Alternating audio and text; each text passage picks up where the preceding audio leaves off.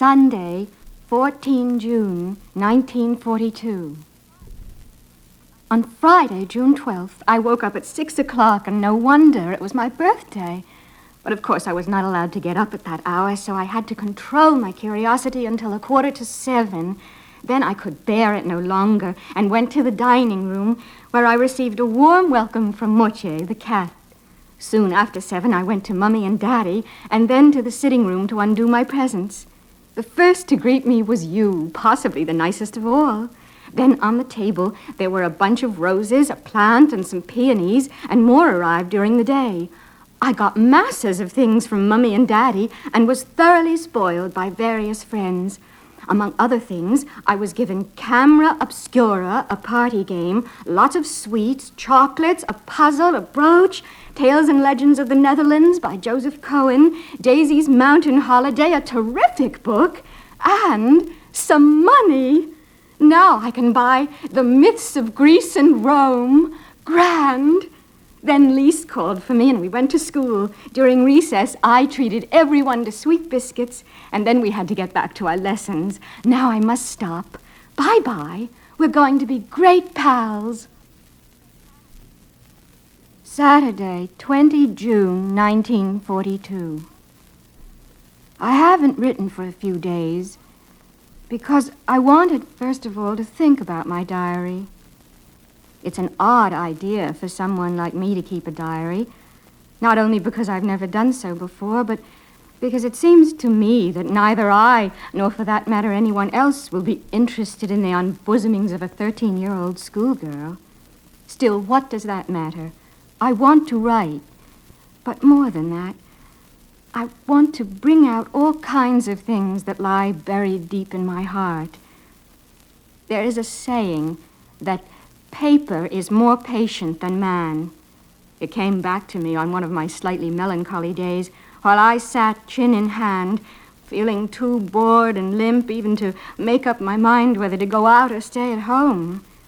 Yes, there is no doubt that paper is patient, and as I don't intend to show this cardboard-covered notebook bearing the proud name of diary to anyone, unless I find a real friend, boy or girl, probably nobody cares. And now I come to the root of the matter, the reason for my starting a diary. It is that I have no such real friend. Let me put it more clearly, since no one will believe that a girl of 13 feels herself quite alone in the world, nor is it so. I have darling parents and a sister of 16. I know about 30 people whom one might call friends. I have strings of boyfriends anxious to catch a glimpse of me and who, failing that, peep at me through mirrors in class.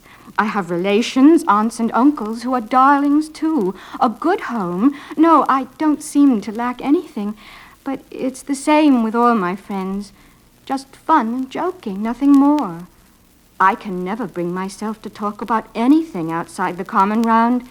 We don't seem to be able to get any closer. That's the root of the trouble. Perhaps I lack confidence. But anyway, there it is, a stubborn fact, and I don't seem to be able to do anything about it. Hence this diary. In order to enhance in my mind's eye the picture of the friend for whom I've waited so long, I don't want to set down a series of bald facts in a diary like most people do, but I want this diary itself to be my friend, and I shall call my friend Kitty. No one will grasp what I'm talking about if I begin my letters to Kitty just out of the blue, so, albeit unwillingly, I will start by sketching in brief the story of my life. My father was 36 when he married my mother, who was then 25. My sister Margaret was born in 1926 in Frankfurt am Main. I followed on June 12, 1929, and as we are Jewish, we emigrated to Holland in 1933, where my father was appointed managing director of Travis Incorporated. This firm is in close relationship with the firm of Coland and Company in the same building, of which my father is a partner. The rest of our family, however, felt the full impact of Hitler's anti-Jewish laws, so life was filled with anxiety. In 1938, after the pogroms, my two uncles, my mother's brothers, escaped to the United States. My old grandmother came to us. She was then 73.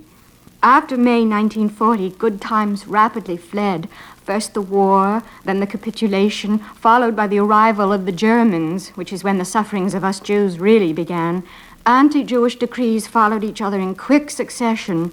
Jews must wear a yellow star. Jews must hand in their bicycles. Jews are banned from trams and are forbidden to drive. Jews are only allowed to do their shopping between 3 and 5 o'clock, and then only in shops which bear the placard, Jewish shop.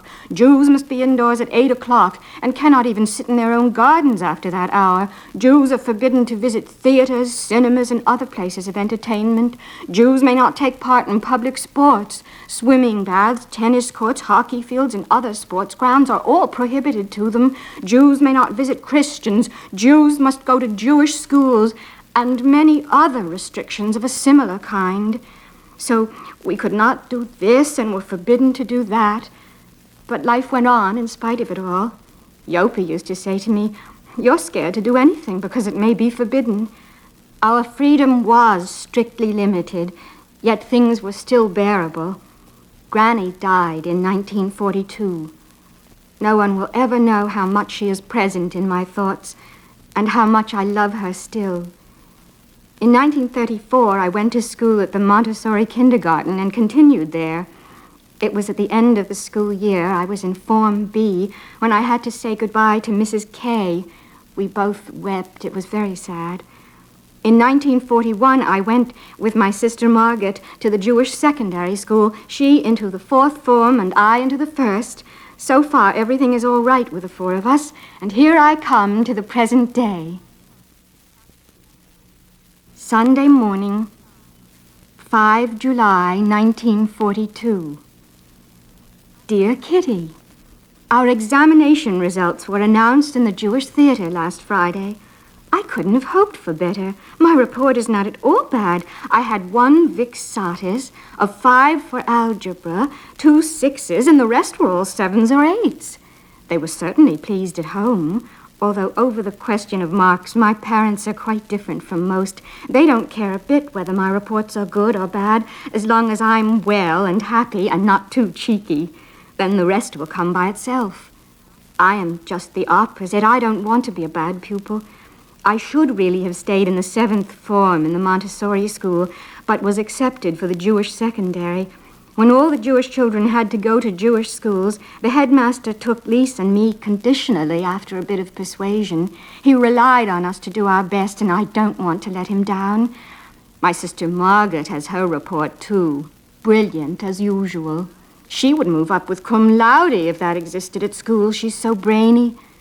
Daddy has been at home a lot lately, as there's nothing for him to do at business. It must be rotten to feel so superfluous. Mr. Copehouse has taken over Travis, and Mr. Crowler, the firm Coland and Company. When we walked across our little square together a few days ago, Daddy began to talk of us going into hiding. I asked him why on earth he was beginning to talk of that already. "Yes, Anne," he said. "You know that we've been taking food, clothes, furniture to other people for more than a year now. We don't want our belongings to be seized by the Germans, but we certainly don't want to fall into their clutches ourselves. So we shall disappear of our own accord and not wait until they come and fetch us." "But, Daddy, when would it be?" He spoke so seriously that I grew very anxious. "Don't you worry about it. We shall arrange everything. Make the most of your carefree young life while you can." That was all. Oh, may the fulfillment of these somber words remain far distant yet. Yours, Anne. Thursday, 9 July, 1942.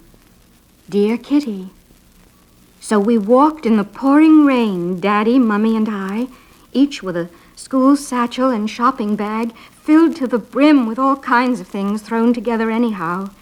We got sympathetic looks from people on their way to work.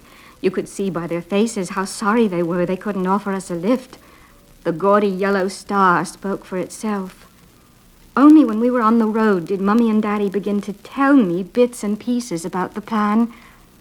For months, as many of our goods and chattels and necessities of life as possible had been sent away, and they were sufficiently ready for us to have gone into hiding of our own accord on July 16th. The plan had had to be speeded up 10 days because of the call-up, so our quarters would not be so well organized, but we had to make the best of it. The hiding place itself would be in the building where Daddy has his office. It will be hard for outsiders to understand, but I shall explain that later on. Daddy didn't have many people working for him. Mr. Kraler, Copehouse, Meep, and Ellie Varson, a 23-year-old typist, who all knew of our arrival. Mr. Fossen, Ellie's father, and 2 boys worked in the warehouse. They had not been told. I will describe the building. There is a large warehouse on the ground floor which is used as a store. The front door to the house is next to the warehouse door, and inside the front door is a second doorway which leads to a staircase. There is another door at the top of the stairs with a frosted glass window in it, which has office written in black letters across it. That is the large main office, very big, very light, and very full. Ellie, Meep, and Mr. Copehouse work there in the daytime. A small dark room containing the safe, a wardrobe, and a large cupboard leads to a small, somewhat dark second office. Mr. Kraler and Mr. Fontan used to sit here. Now it is only Mr. Kraler. One can reach Kraler's office from the passage, but only via a glass door which can be opened from the inside, but not easily from the outside. From Kraler's office, a long passage goes past the coal store, up 4 steps, and leads to the showroom of the whole building, the private office. Dark, dignified furniture, linoleum and carpets on the floor, radio, smart lamp, everything first class. Next door, there's a roomy kitchen with a hot water faucet and a gas stove. Next door, the WC. That is the first floor. A wooden staircase leads from the downstairs passage to the next floor. There's a small landing at the top. There is a door at each end of the landing, the left one leading to a storeroom at the front of the house and to the attics. One of those really steep Dutch staircases runs from the side to the other door opening onto the street. The right-hand door leads to our secret annex. No one would ever guess that there would be so many rooms hidden behind that plain gray door. There's a little step in front of the door, and then you're inside. There is a steep staircase immediately opposite the entrance. On the left, a tiny passage brings you into a room which was to have become the Franck family's bed-sitting room. Next door, a smaller room, study and bedroom for the 2 young ladies of the family. On the right, a little room without windows containing a wash basin and a small WC compartment with another door leading to Margaret's and my room. If you go up the next flight of stairs and open the door, you are simply amazed that there could be such a big, light room in such an old house by the canal. There's a gas stove in this room, thanks to the fact that it was used as a laboratory, and a sink. This is now the kitchen for the Fondant couple, besides being general living room, dining room, and scullery. A tiny little corridor room will become Pater Fondant's apartment. Then, just as on the lower landing, there's a large attic. So there you are. I've introduced you to the whole of our beautiful secret annex. Yours, Anne. Tuesday, 10 November, 1942. Dear Kitty, great news. We want to take in an 8th person. Yes, really. We've always thought that there was quite enough room and food for one more. We were only afraid of giving Copehouse and Kraler more trouble. But now that the appalling stories we hear about Jews are getting even worse, Daddy got hold of the 2 people who had to decide, and they thought it was an excellent plan. It is just as dangerous for 7 as for 8, they said, and quite rightly. When this was settled, we ran through our circle of friends, trying to think of a single person who would fit in well with our family. It wasn't difficult to hit on someone. After Daddy had refused all members of the Fondant family, we chose a dentist called Albert Dussel, whose wife was fortunate enough to be out of the country when the war broke out. He is known to be quiet, and so far as we and Mr. Fondant can judge from a superficial acquaintance, both families think he's a congenial person. Meep knows him, too. so she will be able to make arrangements for him to join us. If he comes, he will have to sleep in my room instead of Margaret, who will use the camp bed. Yours, Anne. Friday, 20 November, 1942. Dear Kitty, none of us really knows how to take it all. The news about the Jews had not really penetrated through to us until now, and we thought it best to remain as cheerful as possible. Every now and then, when Meep lets out something about what has happened to a friend, Mummy and Mrs. Fontana always begin to cry, so Meep thinks it better not to tell us anymore. But Dussel was immediately plied with questions from all sides, and the stories he told us were so gruesome and dreadful that one can't get them out of one's mind. Yet we shall still have our jokes and tease each other when these horrors have faded a bit in our minds. It won't do us any good or help those outside to go on being as gloomy as we are at the moment.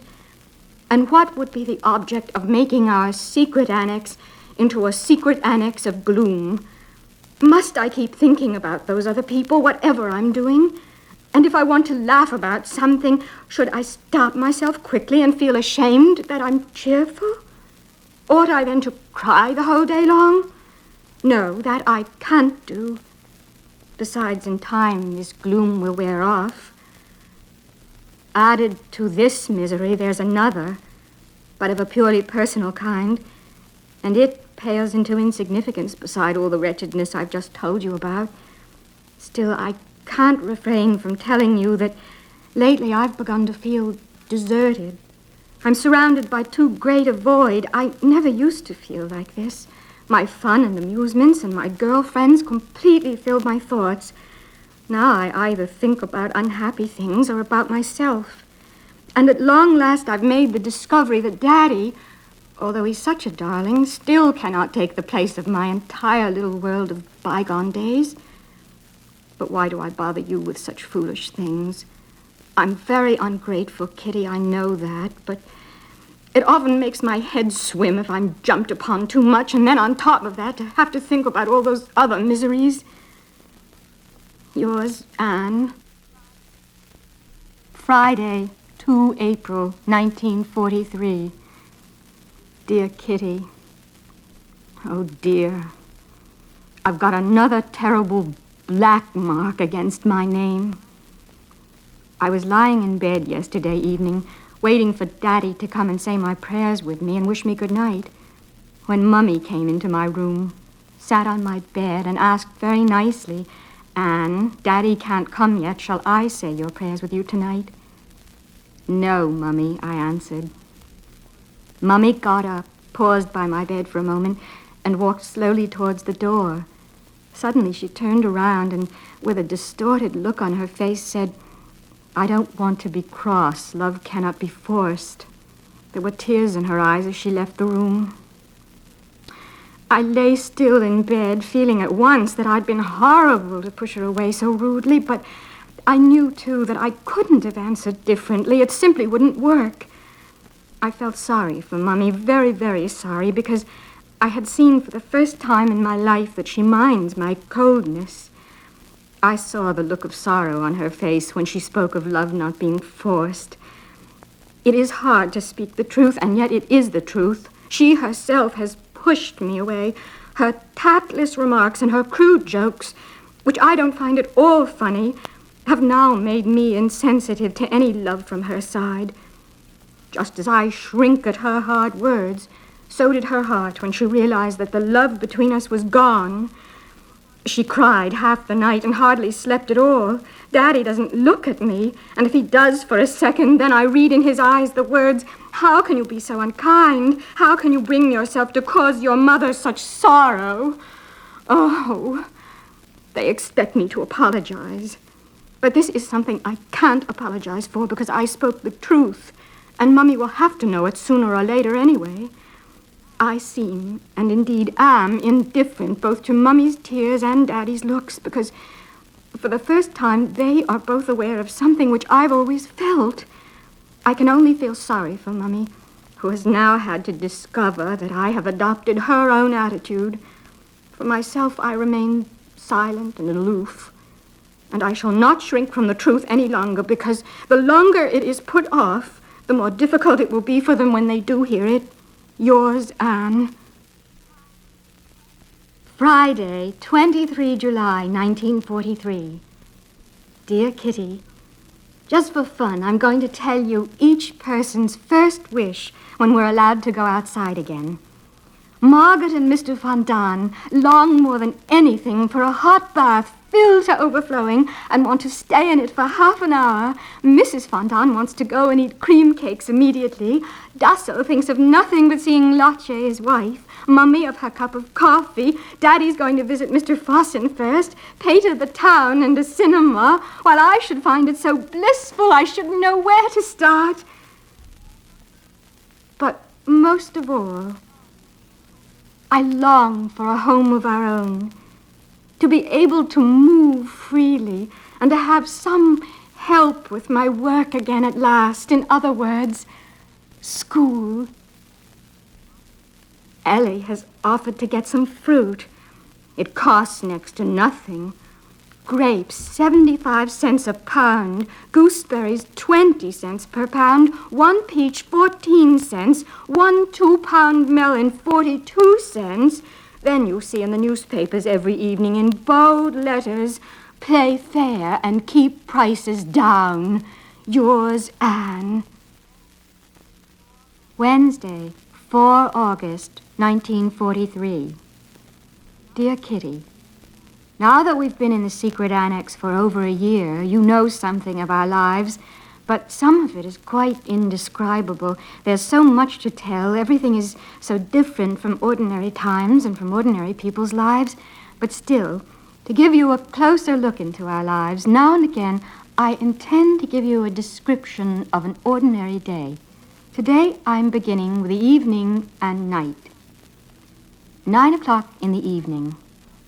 The bustle of going to bed in the secret annex begins, and it is always really quite a business. Chairs are shoved about, beds are pulled down, blankets unfolded, nothing remains where it is during the day.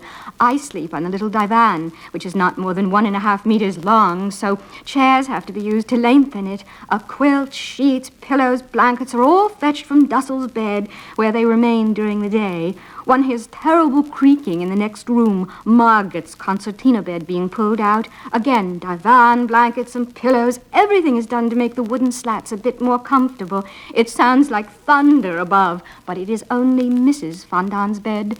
This is shifted to the window, you see, in order to give Her Majesty in the pink bed jacket fresh air to tickle her dainty nostrils. After Pater's finished, I step into the washing cubicle, where I give myself a thorough wash and general toilet.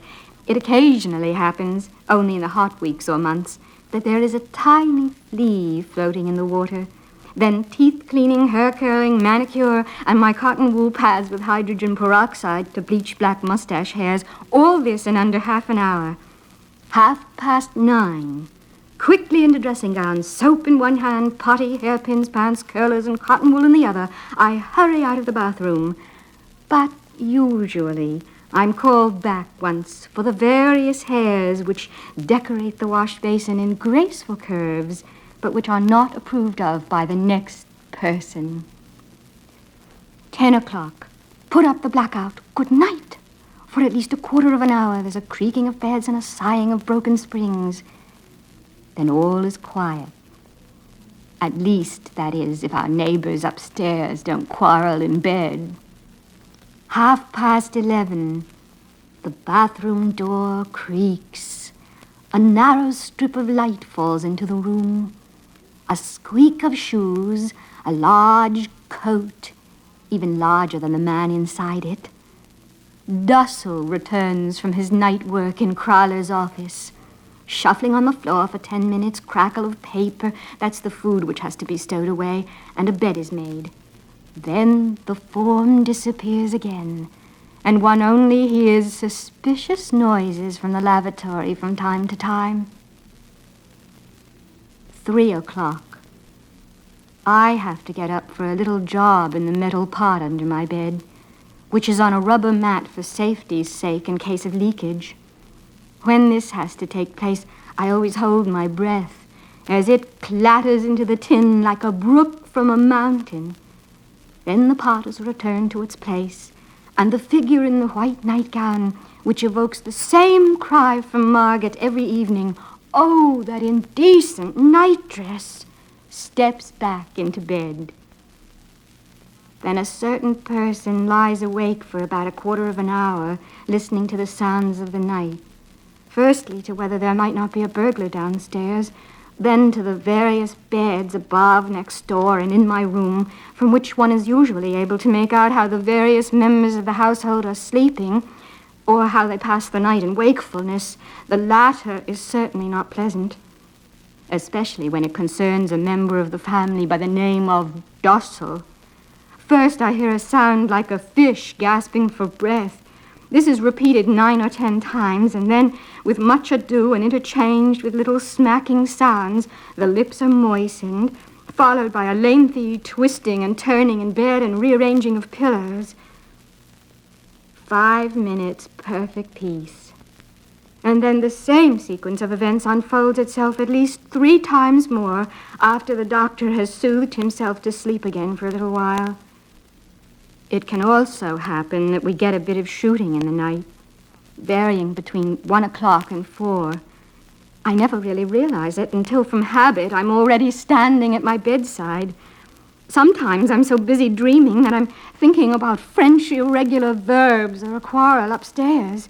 It is some time before I begin to realize that guns are firing and that I am still in the room, but it usually happens as described above. I quickly grab a pillow and handkerchief, put on my dressing gown and slippers, and scamper to Daddy, like Margaret wrote in this birthday poem. The first shot sounds at dead of night. Hush, look! A door creaks open wide. A little girl glides into sight, clasping a pillow to her side. Once landed in the big bed, the worst is over, except if the firing gets very bad. 6:45. Bring! The alarm clock that raises its voice at any hour of the day, if one asks for it, and sometimes when one doesn't. Crack! Ping! Mrs. Fondant has turned it off. Creak! Mr. Fondant gets up, puts on water, and then full speed to the bathroom. 7:15. The door creaks again. Docile can go to the bathroom. Once alone, I take down the blackout, and a new day in the secret annex has begun. Yours, Anne. Wednesday, 5 January 1944. Dear Kitty, I have 2 things to confess to you today which will take a long time, but I must tell someone, and you're the best one to tell, as I know that, come what may, you always keep a secret. The first is about Mummy. You know that I've grumbled a lot about Mummy, yet still tried to be nice to her again. Now it is suddenly clear to me what she lacks. Mummy herself has told us that she looked upon us more as her friends than as her daughters. Now that is all very fine, but still, a friend can't take a mother's place. I need my mother as an example which I can follow. I want to be able to respect her. I have the feeling that Margaret thinks differently about these things and would never be able to understand what I've just told you. And Daddy avoids all arguments about Mummy. I imagine a mother as a woman who, in the first place, shows great tact, especially towards her children when they reach our age, and who does not laugh at me if I cry about something, not pain, but other things, like Mum's does. One thing, which perhaps may seem rather fatuous, I have never forgiven her. It was on a day that I had to go to the dentist. Mummy and Margaret were going to come with me and agreed that I should take my bicycle. When we'd finished at the dentist and were outside again, Margaret and Mummy told me that they were going into the town to look at something or buy something. I don't remember exactly what. I wanted to go too, but was not allowed to as I had my bicycle with me. Tears of rage sprang into my eyes, and Mummy and Margaret began laughing at me. Then I became so furious that I stuck my tongue out at them in the street, just as an old woman happened to pass by who looked very shocked. I rode home on my bicycle, and I know I cried for a long time. It is queer that the wound that Mummy made then still burns when I think of how angry I was that afternoon. The second is something that is very difficult to tell you because it is about myself. Yesterday I read an article about blushing by Sis Hester. This article might have been addressed to me personally, although I don't blush very easily. The other things in it certainly all fit me. She writes roughly something like this, that a girl in the years of puberty becomes quiet within and begins to think about the wonders that are happening to her body. I experience that too, and that is why I get the feeling lately of being embarrassed about Margaret and Mummy and Daddy. Strangely enough, Margaret, who's much more shy than I am, isn't at all embarrassed. I think what is happening to me is so wonderful, and not only what can be seen on my body, but all that's taking place inside. I never discuss myself or any of these things with anybody. That is why I have to talk to myself about them. Each time I have a period, and that has only been 3 times, I have the feeling that in spite of all the pain, unpleasantness, and nastiness, I have a sweet secret. And that is why, although it's nothing but a nuisance to me in a way, I always long for the time that I shall feel that secret within me again. Sis Hester also writes that girls of this age don't feel quite certain of themselves and discover that they themselves are individuals with ideas, thoughts, and habits. After I came here, when I was just 14, I began to think about myself sooner than most girls and to know that I am a person. Sometimes, when I lie in bed at night, I have a terrible desire to feel my breasts and to listen to the quiet, rhythmic beat of my heart. I already had these kinds of feelings subconsciously before I came here because I remember that once when I slept with a girlfriend, I had a strong desire to kiss her and that I did do so. I could not help being terribly inquisitive over her body, for she'd always kept it hidden from me. I asked her whether, as a proof of our friendship, we should feel one another's breasts, but she refused. I go into ecstasies every time I see the naked figure of a woman, such as Venus, for example. It strikes me as so wonderful and exquisite that I have difficulty in stopping the tears rolling down my cheeks. If only I had a girlfriend. Yours, Anne. Saturday, 12 February 1944. Dear Kitty, the sun is shining. The sky is a deep blue. There's a lovely breeze. And I'm longing, so longing for everything.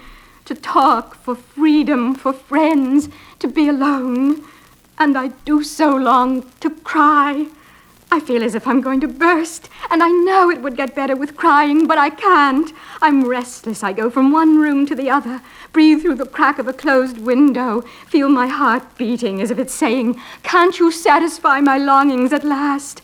I believe that it's spring within me. I feel that spring is awakening. I feel it in my whole body and soul. It is an effort to behave normally. I feel utterly confused, don't know what to read, what to write, what to do. I only know that I'm longing. Yours, Anne. Sunday, 13 February 1944. Dear Kitty, since Saturday, a lot has changed for me. It came about like this. I longed, and am still longing, but now something has happened which has made it a little, just a little less. To my great joy, I will be quite honest about it. Already this morning I noticed that Pater kept looking at me all the time. Not in the ordinary way. I don't know how. I just can't explain. I used to think that Pater was in love with Margaret, but yesterday I suddenly had the feeling that it is not so.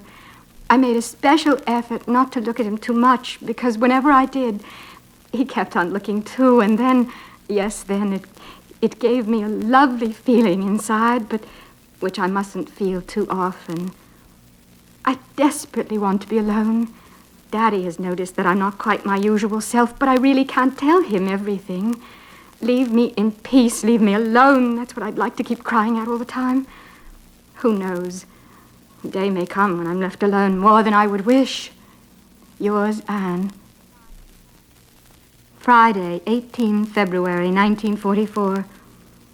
Dear Kitty, whenever I go upstairs now, I keep on hoping that I shall see him. Because my life now has an object, and I have something to look forward to, everything has become more pleasant. At least the object of my feelings is always there, and I needn't be afraid of rivals except Margaret. Don't think I'm in love, because I'm not. But I do have the feeling all the time that something fine can grow up between us, something that gives confidence and friendship. If I get half a chance, I go up to him now. It's not like it used to be when he didn't know how to begin. It's just the opposite. He's still talking when I'm half out of the room. Mummy doesn't like it much and always says I'll be a nuisance and that I must leave him in peace. Honestly, doesn't she realize that I've got some intuition? She looks at me so queerly every time I go into Pater's little room. If I come downstairs from there, she asks me where I've been. I simply can't bear it and think it's horrible. Yours, Anne. Wednesday, 23 February, 1944. Dear Kitty, it's lovely weather outside, and I've quite perked up since yesterday. Nearly every morning I go to the attic where Pater works to blow the stuffy air out of my lungs. From my favorite spot on the floor, I look up at the blue sky and the bare chestnut tree on whose branches little raindrops shine, appearing like silver, and at the seagulls and other birds as they glide on the wind. He stood with his head against a thick beam, and I sat down. We breathed the fresh air, looked outside, and both felt that the spell should not be broken by words. We remained like this for a long time, and when he had to go up to the loft to chop wood, I knew that he was a nice fellow. He climbed the ladder and I followed. Then he chopped wood for about a quarter of an hour, during which time we still remained silent. I watched him from where I stood. He was obviously doing his best to show off his strength. But I looked out of the open window, too, over a large area of Amsterdam, over all the roofs, and onto the horizon, which was such a pale blue that it was hard to see the dividing line. As long as this exists, I thought, and I may live to see it, this sunshine, the cloudless skies, while this lasts, I cannot be unhappy. The best remedy for those who are afraid, lonely, or unhappy is to go outside, somewhere where they can be quite alone with the heavens, nature, and God, because only then does one feel that all is as it should be, and that God wishes to see people happy amidst the simple beauty of nature. As long as this exists, and it certainly always will, I know that then there will always be comfort for every sorrow, whatever the circumstances may be, and I firmly believe that nature brings solace in all troubles. Oh, who knows? Perhaps it won't be long before I can share this overwhelming feeling of bliss with someone who feels the way I do about it. Yours, Anne. Saturday, 4 March, 1944. Dear Kitty, this is the first Saturday for months and months that hasn't been boring, dreary, and dull, and Pater is the cause. This morning I went to the attic to hang up my apron when Daddy asked whether I'd like to stay and talk some French. I agreed. First we talked French and I explained something to Pater. Then we did some English. Daddy read out loud to us from Dickens, and I was in the seventh heaven because I sat on Daddy's chair very close to Pater. I went downstairs at 11 o'clock. When I came upstairs again at 11:30, he was already waiting for me on the stairs. We talked until 1:45. If, as I leave the room, he gets a chance after a meal, for instance, and if no one can hear, he says, "Goodbye, Anne, see you soon." Oh, I am so pleased. I wonder if he is going to fall in love with me after all. Anyway, he's a very nice fellow, and no one knows what lovely talks I have with him. Mrs. Fondant quite approves when I go and talk to him, but she asked today, teasingly, "Can I really trust you two up there together?" "Of course," I protested. "Really, you quite insult me." From morn till night, I look forward to seeing Peter. Yours, Anne. Monday, 3 April, 1944. Dear Kitty, contrary to my usual custom, I will for once write more fully about food, because it has become a very difficult and important matter, not only here in the secret annex, but in the whole of Holland, all Europe, and even beyond. In the 21 months that we've spent here, we've been through a good many food cycles. You'll understand what that means in a minute. When I talk of food cycles, I mean periods in which one has nothing else to eat but one particular dish or kind of vegetable. We had nothing but endive for a long time, day in, day out. Endive with sand, endive without sand, stew with endive boiled or en casserole. Then it was spinach, and after that followed kohlrabi, salsify, cucumbers, tomatoes, sauerkraut, etc., etc.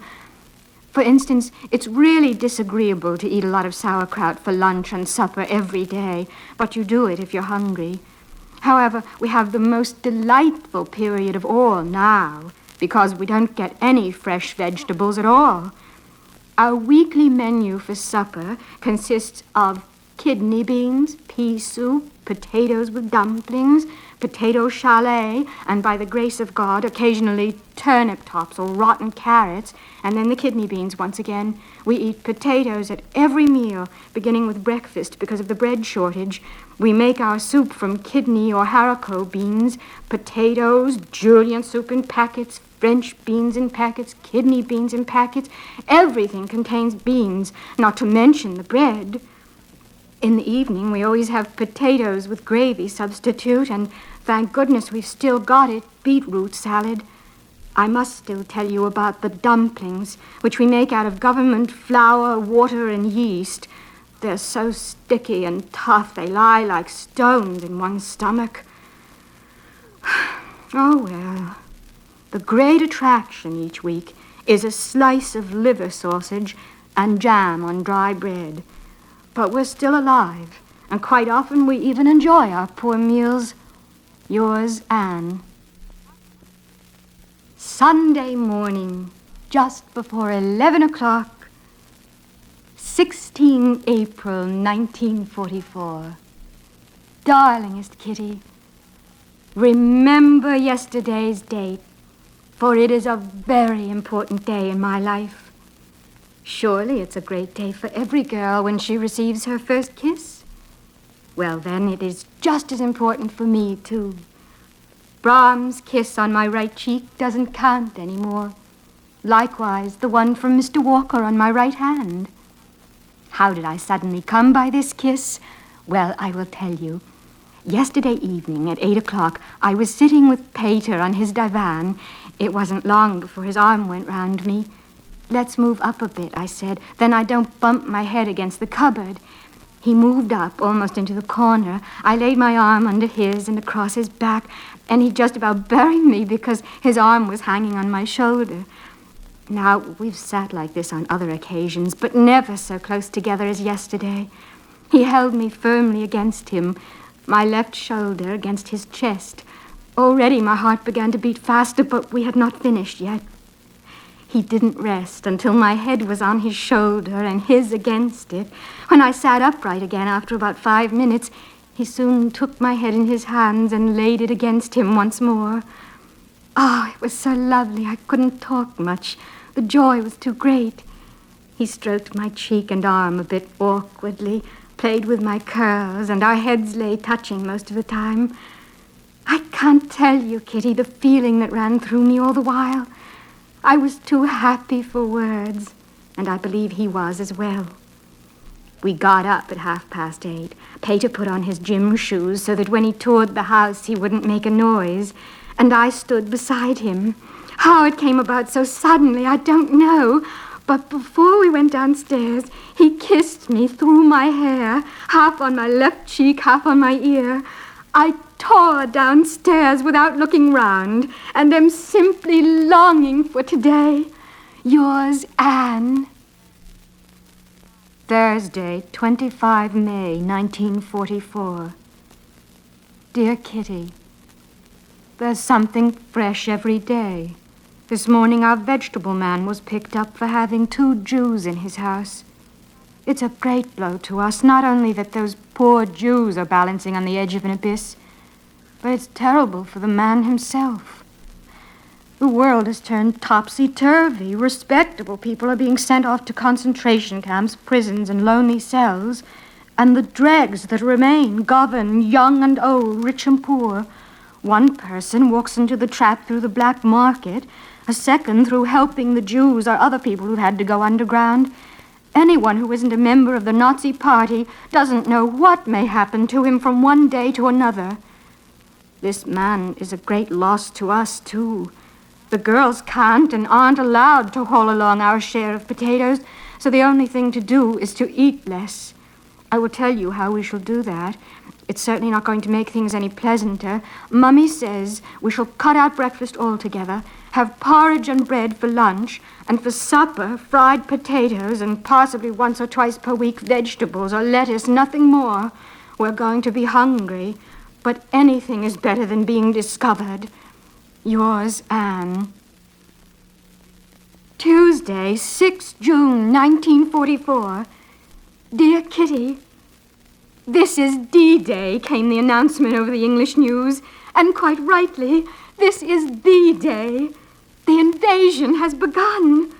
The English gave the news at 8 o'clock this morning. Calais, Boulogne, Le Havre, and Cherbourg, also the Pas-de-Calais, as usual, were heavily bombarded.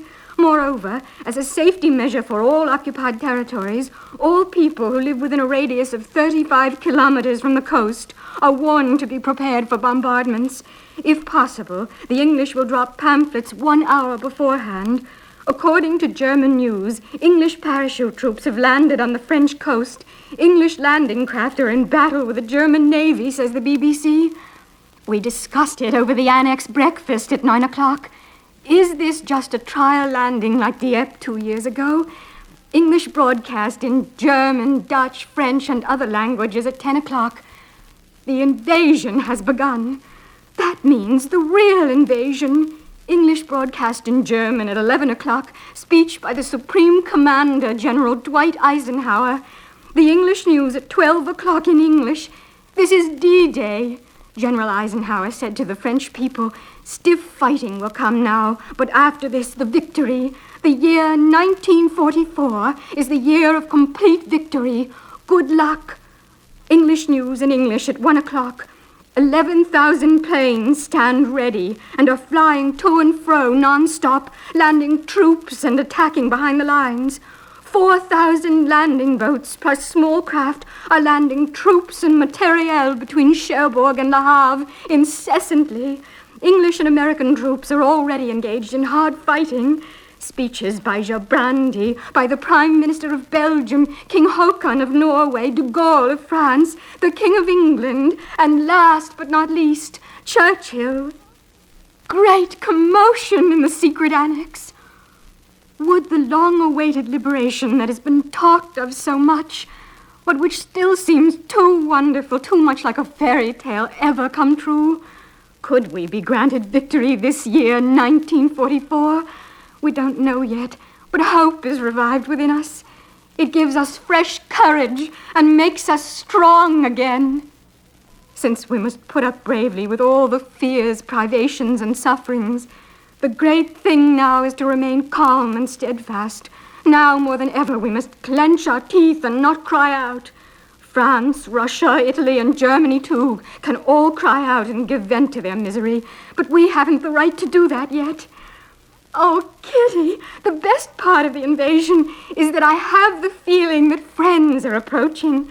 We've been oppressed by those terrible Germans for so long. They've had their knives so at our throats that the thought of friends and delivery fills us with confidence. Now it doesn't concern the Jews anymore. No, it concerns Holland and all occupied Europe. Perhaps, Margaret says, I may yet be able to go back to school in September or October. Yours, Anne. P.S. I'll keep you up to date with all the latest news. Tuesday, 1 August, 1944. Dear Kitty, little bundle of contradictions. That's how I ended one of my last entries, and that's how I'm going to begin this one. A little bundle of contradictions. Can you tell me exactly what it is? What does contradiction mean? Like so many words, it can mean two things: contradiction from without and contradiction from within. The first is the ordinary not giving in easily, always knowing best, getting in the last word. Enfin, all the unpleasant qualities for which I'm renowned. The second nobody knows about. That's my own secret. I've already told you before that I have, as it were, a dual personality. One half embodies my exuberant cheerfulness, making fun of everything, my high-spiritedness, and above all, the way I take everything lightly. This includes not taking offense at a flirtation, a kiss, an embrace, a dirty joke. This side is usually lying in wait and pushes away the other, which is much better, deeper, and purer. You must realize that no one knows Anne's better side, and that's why most people find me so insufferable.